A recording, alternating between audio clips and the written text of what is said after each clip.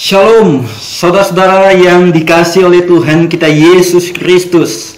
Dimanapun saat ini saudara-saudara berada, kiranya kasih setia Tuhan senantiasa terus melimpah dalam kehidupan saudara-saudara sekalian. Haleluya. Pada kesempatan kali ini kita akan merenungkan bagian dari firman Tuhan yang terdapat di dalam Injil Matius pasal yang ke-8 ayat 1 sampai ayatnya yang ke-4.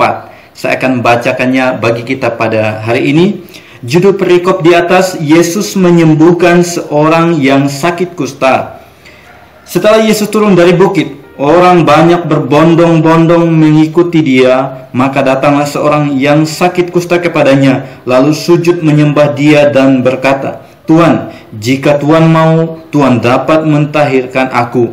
Lalu Yesus mengulurkan tangannya, menjamah orang itu dan berkata, "Aku mau, jadilah engkau tahir." Seketika itu juga tahirlah orang itu daripada kustanya. Lalu Yesus berkata kepadanya, "Ingatlah, jangan engkau memberitahukan hal ini kepada siapapun, tetapi pergilah, perlihatkanlah dirimu kepada imam, dan persembahkanlah persembahan yang diperintahkan Musa sebagai bukti bagi mereka." Puji nama Tuhan. Saudara-saudara yang dikasihi oleh Tuhan kita Yesus Kristus, tema kita pada hari ini, hidup yang dipulihkan. Ya, hidup yang dipulihkan. Dipulihkan artinya dikembalikan seperti keadaan semula. Dipulihkan artinya diperbaiki kerusakannya menjadi keadaan yang lebih baik, atau pulih dari dosa, pulih dari sakit penyakit yang ada, pulih dari kondisi yang gagal, pulih dari keluarga yang berantakan, hancur, dan sebagainya. Saudara yang dikasihi oleh Tuhan kita Yesus Kristus,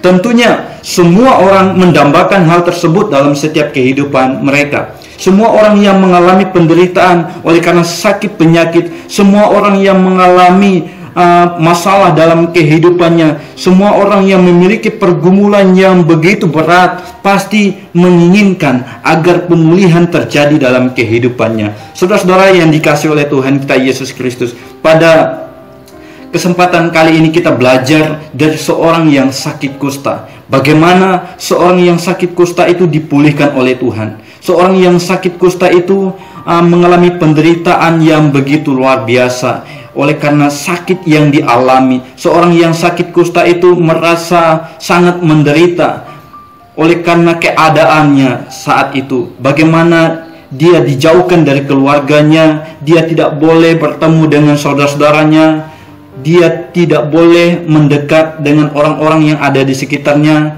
takut penyakitnya itu menular. Bagaimana dia mengalami penderitaan yang begitu luar biasa.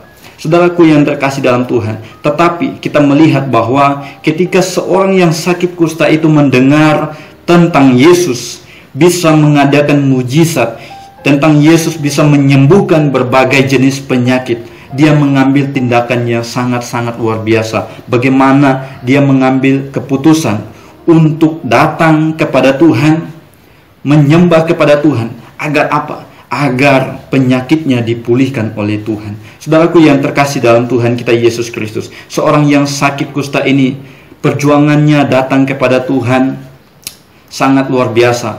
Bagaimana dengan kondisi badannya yang menjijikkan oleh karena sakit yang dialami, dia tidak malu datang kepada Tuhan. Dia tidak mempedulikan orang-orang yang ada di sekitarnya hanya karena melarang dia untuk mendekat kepada Tuhan. Dia tidak mempedulikan. Tetapi yang sangat luar biasa, dia mengambil tindakan yang luar biasa, yang tepat.